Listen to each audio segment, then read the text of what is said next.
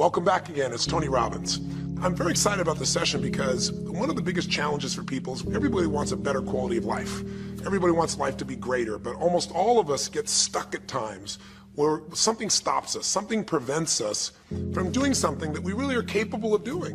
Whether it's turning around our body or shifting a relationship or turning around our finances or maybe just being happy and fulfilled at a different level, we get stuck with a belief of how we're not supposed to be, what we're not supposed to do, what people won't accept, what we're not capable of. Or maybe we get stuck in an emotional pattern of just being pissed off or frustrated or worried or sad or overwhelmed. Sometimes we get stuck, not so much in anything but just some habits of doing things a certain way. And what a breakthrough simply is that moment in time where there's an opening. And the opening can come from a conversation, it can come from meeting somebody that inspires you, it can come from an insight, it can come from watching a movie and being moved emotionally at just that right moment.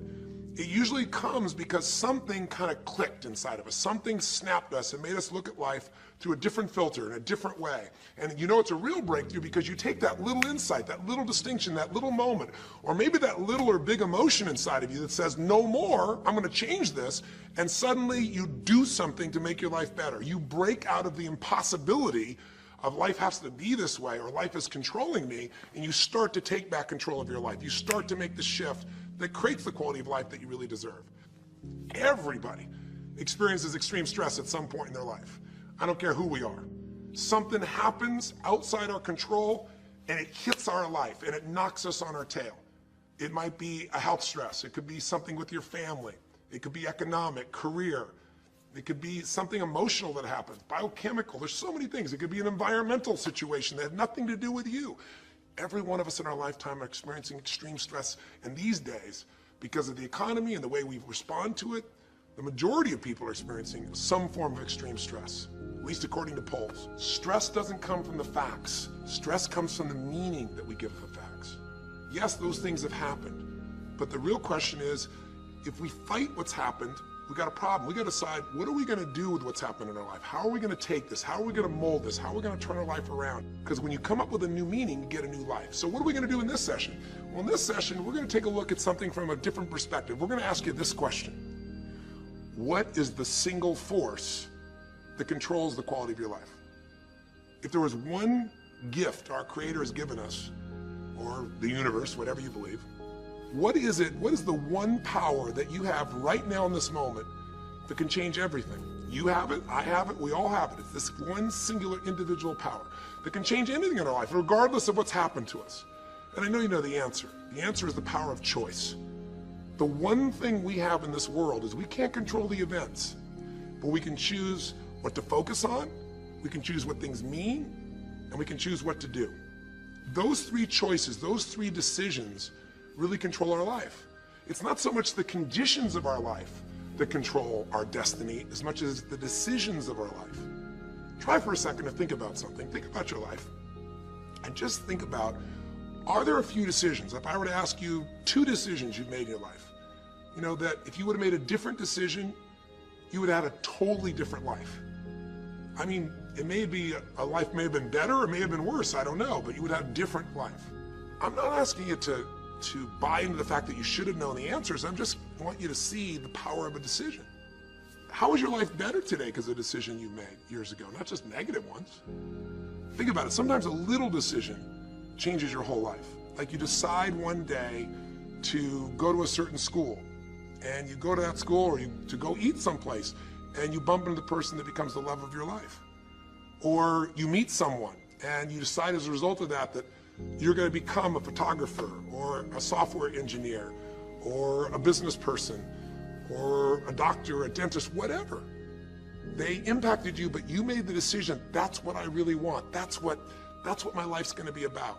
And that decision has affected so much of your life. What you do, how you live your life, how you spend your time, what you earn or don't earn, who you attract into your life, beliefs you have, all come from some of these little decisions. What you decide to eat from your dinner plate each night certainly determines your physical destiny, right? We all know that, at least to a certain extent. I know there's a certain amount that's genetics, but I'm talking about the stuff you and I can control. So decisions equal destiny. It's not our conditions, it's our decisions. So if we want a new life, if we want a new experience, we've got to make new choices. If you don't like the way your career is or your business is, change it. If you don't like your body, change it. You don't like your relationship, change you first, because if you change it, you'll bring you to the next one. Maybe it's time to change it too, but change yourself first. If you want to change anything in your life, you have the choice. So there is no right or wrong. I just want to make you aware in this breakthrough session that everything in our life changes the moment we make a decision. And I mean a real decision. A decision is when you cut off any other possibility and you commit to something with everything you've got and you take action. But the big decisions start with little decisions like, what am I going to focus on? Because whatever you focus on, you're going to feel.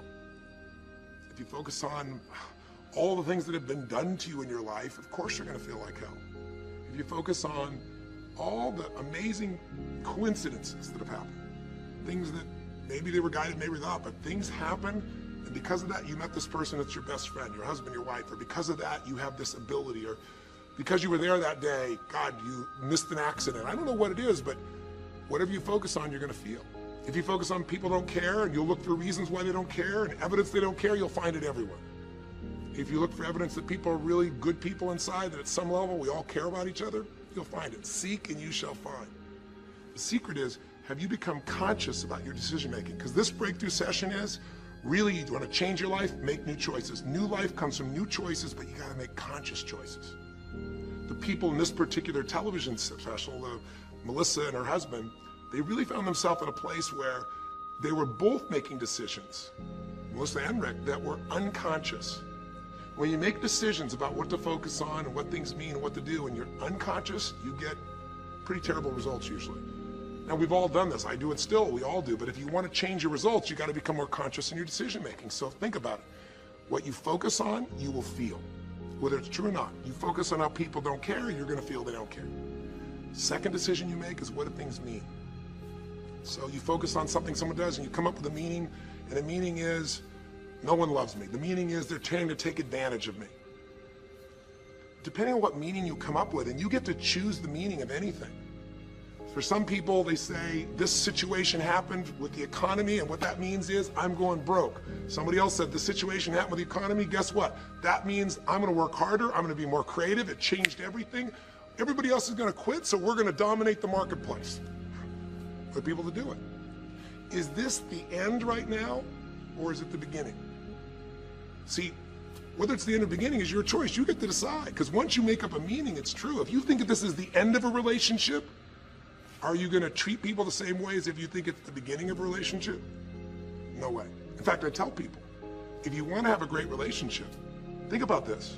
Treat people like you did in the beginning of the relationship, and there won't be an end. In the beginning of the relationship, when somebody says to you, would you take out the trash? What do you say? Of course, take out the trash. You're happy to do anything, right? But after about 6 months or 6 years, you go take them out the trash and go, what do you mean? What, I look like your janitor? Take out your own trash. The meaning we give things is very different, and so we feel different, and our life is different. In the beginning, you'll do anything for someone. Now you make up a new meaning. Why should I have to do that for them? Little choices, like what to believe about yourself, what to believe about other people, whether this is the end or the beginning, start to affect your whole life. And the third decision we make, we decide what to focus on, most of us unconsciously. We decide what things mean, and the third thing we decide is, what are we going to do? We decide to quit because it's overwhelming. We decide to get strong and focus. We decide we're going to turn it around. We decide to wait and see. Ultimately, your destiny is determined by what you do. So, for example, what do you do if somebody comes to you one day and says, you have a tumor? Again, I've had that experience. I use that as a reference point because I've had a lot of intense experiences in my life, but that was one of the more intense ones for sure. I had many, but that was very intense. You know, first, what do you focus on? Do you focus on it's over? Do you focus on why me? Do you give it a meaning that says, I'm gonna die? What do? Do you just go through traditional therapeutic approach? Do you put yourself in the hands of someone else? Do you evaluate this? Do you get a second or third opinion? Your destiny is determined by your decisions. Now, if you're a guy like Lance Armstrong, you focus immediately on, I gotta find a solution. The meaning you come up with is, this is the ultimate battle. And what you decide to do is you're gonna exhaust every possibility. Now, that doesn't guarantee you're gonna succeed, but it's interesting. When you have that kind of a mindset, it shifts you.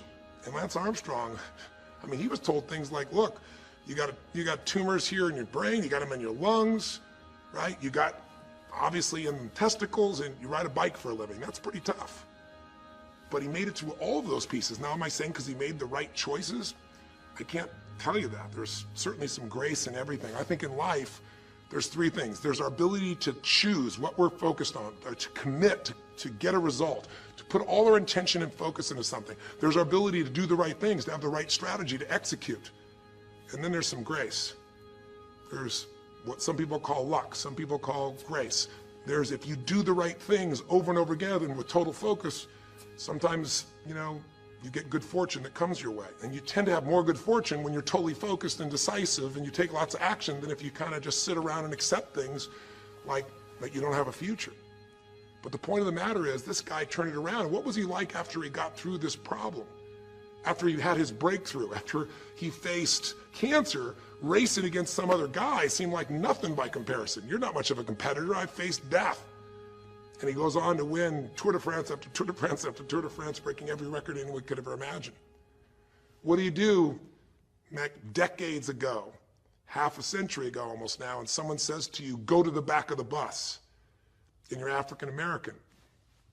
One woman just decided, you know what? You can't take my dignity from me. I can only give that up, and I don't choose to give it up. And I will not go back to the bus. The answer is no. And Rosa Parks changed an entire society. Because that day she chose to focus on something else. She gave it a different meaning. This is not a command. You do not have control over me. And she decided to fight. And she changed the direction of a country and of many other countries. She started something. We forget that you don't have to be famous to have the ability to change at least your own personal history, to change the direction we go in our life. We have the power to choose, even if you haven't before. You can finally say, no more, I won't put up with that, within myself or from anybody else. And here's what I'm going to do differently. That's where the breakthroughs really start to happen. Now the question is, why do some people stand their ground and make something change versus other people just kind of accept things? Why do some people make bold decisions and other people make decisions that are based on trying to hang on to what they've got? Well, that's a more complex question to answer than we might have in a few minutes in this one session, but it is one that I've spent my life studying, because when you can change your decisions, you can change your life. When you can change the force that controls your decisions, you can change anything in your life. At some level, we have certain beliefs and values. But if I was going to make it simple, I'd say there's two things that determine your choices. The first thing is the state of mind and emotion you're in at that moment. Think about it. Have you ever snapped at somebody and had nothing to do with them? It was just the state you're in, right? You're frustrated, you're pissed off about something, and in that state of mind, whatever they said got interpreted through that state, and you made up a meaning like they were an irritant or they were interrupting you. They weren't. You probably felt bad afterwards. When we get in the wrong state, we make the wrong decisions. When you get in a strong, empowering state, you'll make a better decision. Learning how to direct your state is a big part of what my work is with people, and it's a big part of what I do in my seminars. But the other thing that affects your decisions would be what I would call your story or your blueprint. We all have kind of a story about how our life is supposed to be. It comes from a set of life experiences, interpretations. Some people think life is all about getting theirs. Some people think life is about growing and contributing. Some people think life is about making judgments. Some people think life is about saving other people's lives. Some people think life is about being successful. Some people think God is the basis of everything, and the way to know God is to go through life in a very specific way with a set of rules, and they follow it. And that's what they believe. Whatever your story is, whatever your blueprint is just another way of saying whatever you believe is how your life is supposed to be, at some level, we either follow that blueprint or we fight it. If we follow it or we fight it, we're going to find that we're going to bump into things in life where life isn't always the same as we expect it to be or think it should be. And that's where we start to experience stress. So in this session of Breakthrough, when you watched this story and you saw Melissa, you saw the conflict between what she desired most and what she feared most. I really believe life is the dance between what you desire most and fear most. That's where you find where we live our life. The dance between what you want most and what you fear most. That's where all that energy is in life. So what does she want? She wants to be famous. She wants to be able to sing and have everyone hear her voice and be able to touch everyone. She wants to contribute. She wants to share her gift. And she definitely wants to be famous and successful. She needs to be closer to her children. And one of the big challenges in life is oftentimes what we want and what we need are two different things. She has 5 boys. They're all extremely young, as I'm sure you saw. And she has a husband. And while they're all supportive of her going on this journey, somewhere along the line, she lost that connection to what was most important.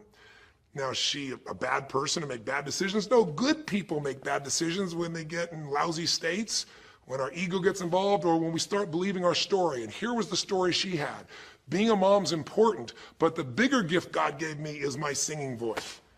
And once we get seduced into a particular story, and we start to believe it, it takes a hold of our life and it controls all of our choices. And then pretty soon, bad choice on top of bad choice on top of bad choice starts to affect our life. Can you relate?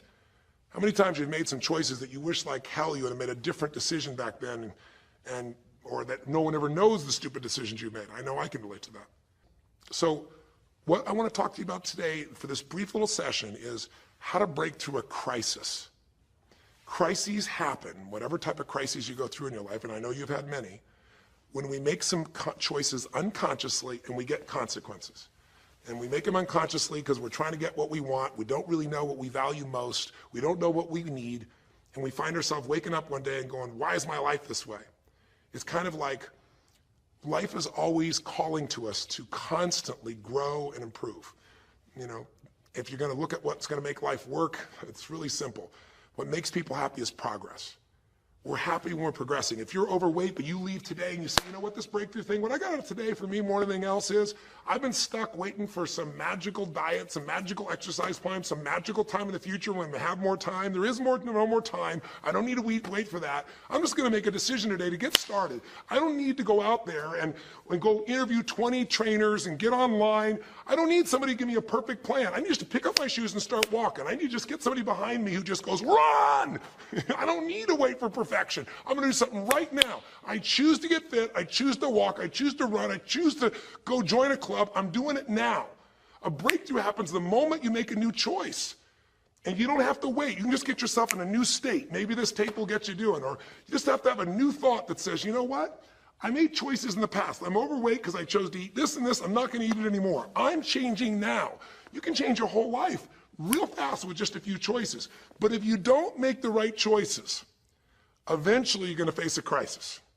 Crisis is when you made so many poor choices that sooner or later life shows up, and instead of asking gently for you to change and improve, to grow, to make progress, to be happy, life, when it's a crisis, now demands change.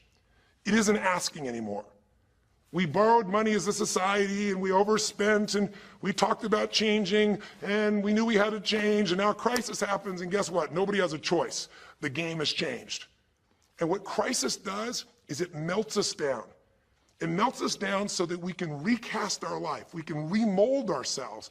And usually on the other side, our life is greater because as we go through that crisis, we have to grow. Everybody wants change. Nobody wants to do it. Everybody, I should say, wants progress, but nobody wants to change. Everybody wants their life better, but nobody wants to do the push-ups, the running, have the economic or emotional discipline to make it happen. But if you're watching this right now and you're still with me, some part of you wants more. And I'm saying to you, choose it. And the way you're going to choose it is really simple. If you're in that crisis, what keeps you in the crisis is probably because you're being reinforced. Most people, they overeat, or they smoke, or they drink, or they yell at people. They keep doing it because they're rewarded. Whatever gets rewarded gets reinforced. Whatever habit or behavior is reinforced becomes a habit, and then pretty soon, do it long enough, it becomes part of your personality, and pretty soon you think it's who you are, and you just keep living that way.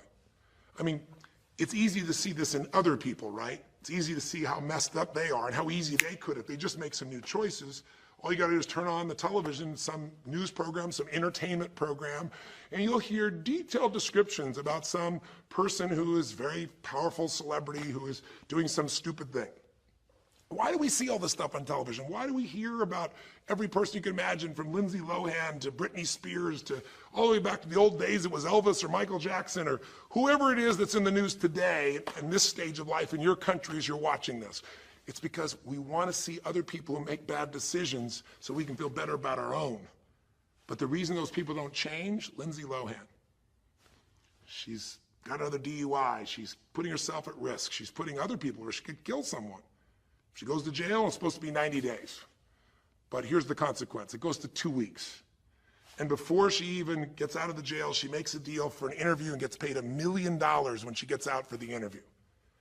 What do you think the chances of her changing when her bad behavior gets her $1 million, and I don't know if she even makes that for that much time of acting at this stage? What do you think the chances are when people around her say it's not your fault, it's not fair, they treat you unfairly? As long as we have the decision that we're not responsible, it's not our fault, we can't change anything. We have no power. So I don't know by the time you watch this if Lindsay will have changed, but if she did, it'll be because the enablers are gone, she's taken responsibility, and she's found something she values more than attention and money for bad behavior. Now, it's easy to look at that with her, but what about you and I? Where are you and I addicted to our problems? Where are you and I reinforced? So many people, when they have a big problem, listen, if things are going well, you say, oh, it's going so great. Your friends go, well, that's great. And after a while, they go, well, easy for you. But if you got a problem, people go, hey, I understand, and they connect with you. Where do we get addicted to our problems? If you want to make a new choice, if you want to make a new decision today, if you want to have a breakthrough in some area of your life, you got to give up the story that it's not your fault, and you got to give up the attention and the love and the connection and the commiserating that comes with it with other human beings. Here's how you change. 5 simple, quick steps, and then I'm going to give you a little tool that if you want to, you can go online and really make a change with. If you're going to change your life, step 1, I don't care if something has happened to you. You know, somebody has spilled oil all over where you fish. It's horrific. It's disgusting how they've dealt with it, but it's happened and you got to deal with it. Something's happened. Someone in your family's been injured. You've lost your job. I don't care what the problem is. If you're in a crisis, step number 1, see it as it is, but don't see it worse than it is. Now, what do I mean by that? I don't mean be Mr. or Miss Positive Thinking. By now, if you spend any time with me, you know I'm not about that. I'm not here to tell you, go to that garden and chant, there's no weeds, there's no weeds, there's no weeds. Doing affirmations is not going to change your life. You got to go see where the weeds are and pull them out. My point is simple. You got to see what the problem is, but you can't make it so horrific that you just give up. Today, this is the first generation in almost 100 years of Americans who now believe, the majority of Americans now believe, that the quality of life for themselves and their kids in the future is going to be worse than the past. They have, in other words, nothing to look forward to. 63% of the US as of today. Wow. When you start thinking there is no future, you go into what we call learned helplessness, a place where you just kind of give up. And if you get to that place of giving up, then you have no power over your life. That's when people get depressed. That's when people do crazy, stupid things. That's when people want to turn to drugs or alcohol or sometimes suicide or just total frustration and anger, and their life starts to do the opposite of a breakthrough. It becomes completely stuck and in pain or in ongoing suffering. If you and I are going to break out of that, we got to see it as it is. We're not here to be positive thinking people. You got to see what's really going on. But if you're overweight, you can't say to yourself, well, I'm big boned. That's not why you're overweight. You're overweight because you don't work out, you eat certain things, you eat Cheetos all day long watching TV. I don't know what it is you do, but I know it's not just because you're big boned. You don't want to make it so it's outside your control or you can't change it. So see it as it is, but don't see it worse than it is so that you have no reason to try. Does that make sense? That's the first step. Step 2, get to the real truth and deal with it. Don't just see it as it is and not worse than it is. Don't just like balance it, but now get to the truth. I mean, listen, if the truth is you've been trying to get a job for 2 years and you truly have worked every day in a particular industry, and the number of jobs in that industry has shrunk down, and you really aren't getting that job, then you might have to look at the truth. The truth is you might have to retool. You might have to say, gosh, you know, the industry I'm in is gone. I mean, gross, simplistic example, but for years, vinyl records were around for 85 years. And it was a gigantic industry. And things came and went. During the vinyl record time, what happened? Well, there was, remember those 8-track tapes? Are you ancient enough to remember those things?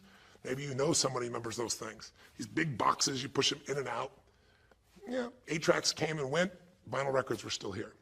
And then cassette tapes came, right? And cassette tapes were smaller and more compact and more convenient and more seemingly indestructible. And they came over here and vinyl records were still selling like crazy. If you had a job in vinyl records, you kept it. But then a little thing came along called the CD. And when that happened, Almost overnight, you saw an entire industry that's been around almost a century was gone. If you were the guy that worked in the vinyl record factory and knew everything about it, it was the second generation, didn't matter. It was over. And now we laugh about a CD, right? Because everything in this digital world you can have instantly. Who wants to put it on a CD? Pretty rare, still available. In vinyl records, maybe there's a small market of people that are collectors, but it's gone. My point is, if you're in the vinyl record business, you got to tell yourself the truth. You got to see it as it is, not worse than it is, but you also got to get the truth and deal with it. You got to deal with the cards you're dealt. You're going to have to retool. You're going to have to change something. You might have to move. If you live in the Gulf, and I don't support anything that's happened there, who could? It's unconscionable what's happened with BP.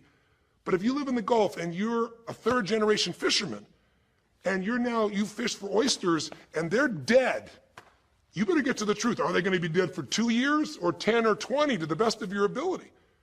And you might say, well, I can't do anything else. I can't. I'm a third generation. This is all I know. Yes, you can. Get to the truth and deal with it. Deal with the card you're dealt with. You got to deal with it, sure, I'm sure legally. But in the meantime, you got to take care of your family. I'm not saying this off the cuff easy because I've been in those situations where it's impossible, it's unjust, it's wrong, but I still got to deal with it just like you. Am I making sense? It's like, you might say, I've lived here my life. You might have to move. You might have to fish someplace else. You might have to, I know you still got to deal with all the consequences, but you got to take back control of your life. There are unjust things that happen, but you got to take control. Easy for me to say, I'm not sitting in your shoes. I get that. But who hasn't experienced some form of injustice someplace? Who's not dealt with something unfair? Who's not dealt with something that wasn't meant to be unfair, but it affected your entire life, your career, your finances, whatever?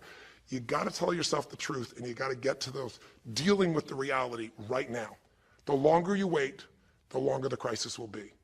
If you're having an economic crisis, got to deal with it. Got to downsize, right size, do whatever it takes. And I say, okay, Tony, well, so far you're telling me don't allow myself to make it so bad I don't try, see it as is, but don't make it worse than it is. And you're telling me get to the truth and deal with it. Well, that's nice, but how do I do that? Maybe the third step, more than just getting the role model, maybe to be more specific, is get a vision first. Get a vision and get strong. That's what I think your third step should be. You first tell yourself the truth. Yes, see it as it is, not worse than it is. Tell yourself the truth and deal with it. But the way to deal with it is say, what am I going to go for? There's got to be a compelling future. I've got to come up with a vision for my life or a vision for my relationship. I've had terrible relationships. Nothing's worked. Tell yourself the truth. I've made poor choices, or I've told myself stories and gave myself excuses, or I've not had the courage, whatever it is. Get to the truth. And then get yourself a vision for what you do want. Because you have to have something you're going to move towards. Does that make sense? Without a vision, people perish. It says in a very good book called The Good Book. And I know there are many good books, but that's a good one to take a look at. We need something to go for. We can deal with any problem today as long as there's something that we can look for in the future that we can strive for. It'll give us the emotional and psychological fuel, the juice, to keep moving forward. So you got to come up with a vision, and a way to do that, we'll call that step 4. Get a role model. You might get the vision from a role model. You might get the vision just from coming up with a new idea. But in order to figure out how to go from where you are to where you want to be, to close the gap from where you are to where you want to be, it's best to learn by other people's experience whenever you can. So get a role model, get their strategy, and go to work. Get into action. So I'll give you an example. Years ago, when I was first starting to try to figure out how to build myself financially, I grew up at a time when, just as I was starting to do well, this big recession happened. And I'll remember I was like 29, 30 years old, I think, and maybe 31. And I was doing okay. And then all of a sudden, there were all these business challenges because we went through this severe recession back in those days. And I remember at the time, everybody was downsizing and freaking out. And I thought, you know what? I don't want to just settle for this. I want to find a way to do well. Who's done well in really tough times? And so I started doing my homework. And in those days, you didn't go out and use the internet the way you do today. You couldn't access all that information. We actually went to libraries and did research in traditional ways. I'm ancient enough to remember those days. And I started hearing about this man named Sir John Templeton. Very famous man. He's a man who became a multi-billionaire as an investor. He started with nothing. But what was interesting is when I started to find out about his story, because here's a guy that when he's a young man, he's called Sir John Templeton now. He was actually an American originally. And he wasn't Sir. He came from a very poor family.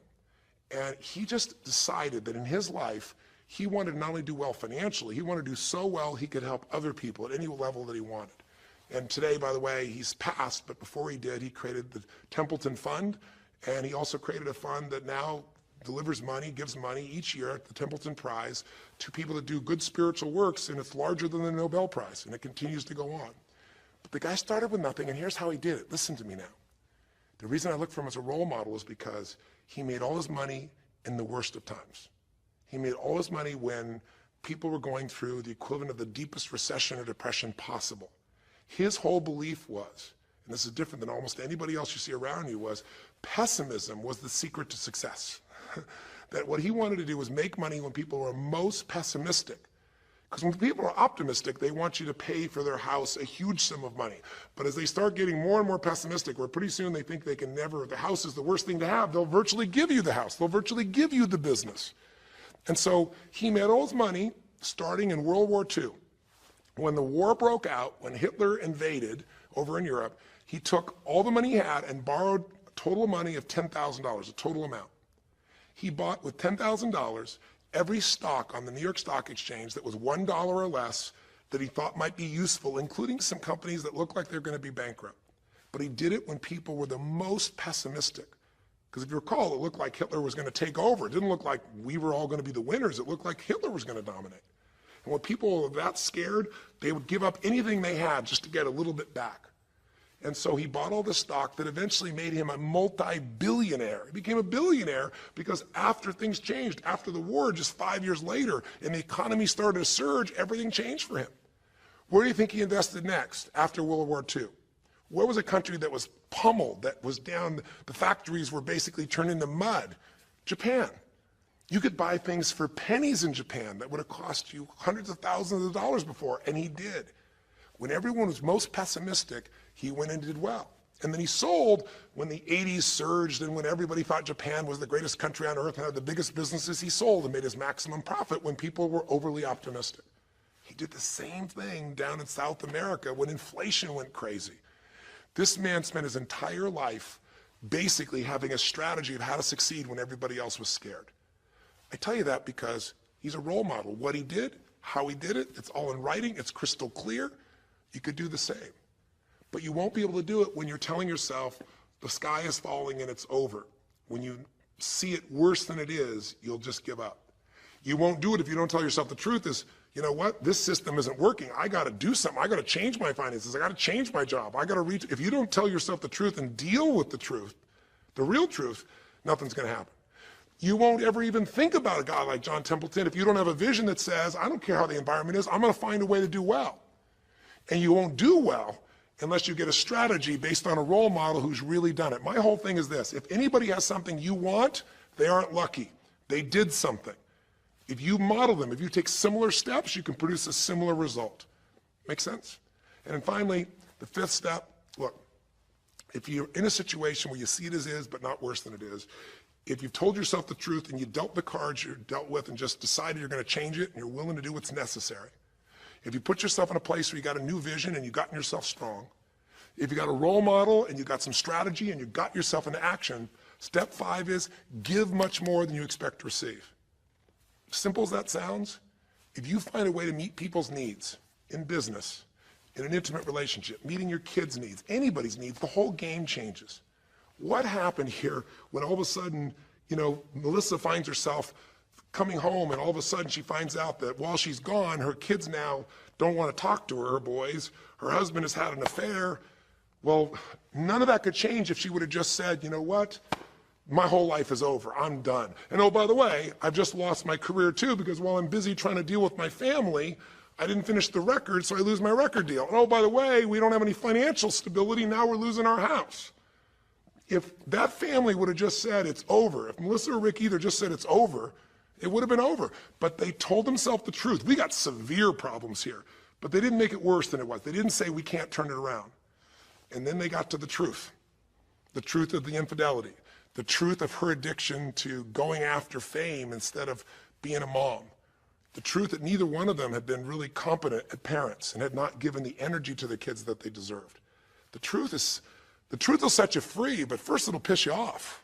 You know, it doesn't feel good, but Not feeling good is sometimes where you get your drive to change things. They started looking around and said, we don't have the skill to even manage our house, much less our finances. We got to do something different. We got to focus on our kids. We got to focus on turning things around. We got to turn our relationship around. But that wouldn't have worked unless they got a vision of starting to see, it could happen. And that's what I helped them with. I helped them get to the truth. I helped them to stop over-exaggerating. I got them to a place where they got to see that this relationship could be back alive and passionate, and that these kids deserve both their parents, and that she really could be a great mom, and that maybe in the end she could even still have her singing career and enjoy it too, that she didn't have to give it all up. And I'm really proud of her. She did it because she found a role model. She got a vision, but she got a full role model. And the man that she works with today is a man that's sold, I think now 5 million or 10 million records. And most people outside the country business don't know his name. He's her mentor now. He's made music with, Willie Nelson, with just about anybody you can imagine in the business. And he's done it for all these years, but he's never left the central part of Texas because that's where his family is. And Melissa's had offers to go to Sony Red. She walked away because they said, you're gonna have to do these things without your family. She found out what was most important, and she made the decisions that met her needs to be a great mom. When you fight life and go, I should be a singer and not a mom, and you got 5 kids, you got a problem. When you fight life and say, the economy should be different, you're gonna be stressed. Deal with what is, without exaggeration, with total honesty, dealing with the cards, coming up with a vision, finding yourself a role model that shows you a strategy, work your tail off, give, keep changing your approach, and you can get where you wanna go. Make sense? Now that might sound like a lot. So to get you started, here's what I'd like you to do for this session. Start out, if you want, by taking a big crisis or problem you have and going through these steps, saying, okay, what's really true? And let me exaggerate, let me stop the exaggeration. Let me not make it worse than it is. Just let's define what's true. Let's stop the story, just here's what it is. We got this much financial challenge. We got this physical challenge, whatever it is. And then go to step 2. All right, let's find out the truth. Let's get the details. Let's get the details and figure out what we're gonna do. And then here's where we're gonna go. This is where we're gonna eventually get to. It might take us longer to get where we wanna go, but we're gonna get here. Who's done it that we can model, that we can follow the steps in, who can coach us? And let's just work our tail off and change every day. But to give you a quick jump, sometimes when you're in the middle of crisis or crises, multiple crises, lots of things going on simultaneously, it feels a bit overwhelming. So, and you might not know a role model. You might say, Tony, I don't know who. Well, not hard on the internet these days to find role models, or come to an event. I can promise you we can show you plenty of role models. This is what I do for a living. But what you can do right away is you can model yourself. Think about it.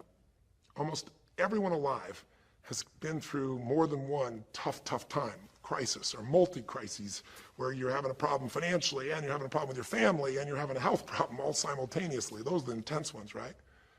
But if you're standing still today, most of us have found a way to get through it. And if you don't, you know someone who went through a tough time, a grandmother, an aunt, an uncle, somebody. The greatest way to make that change happen, when you break out of break through, you break out of a problem, you break out of a crisis, is model yourself. So we have 5 questions when you click on this link. And you can do it by video so you can see yourself and you can share it with other people, or you can type in the answer.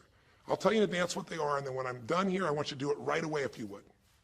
The first question is, what's been one of the toughest times in your life?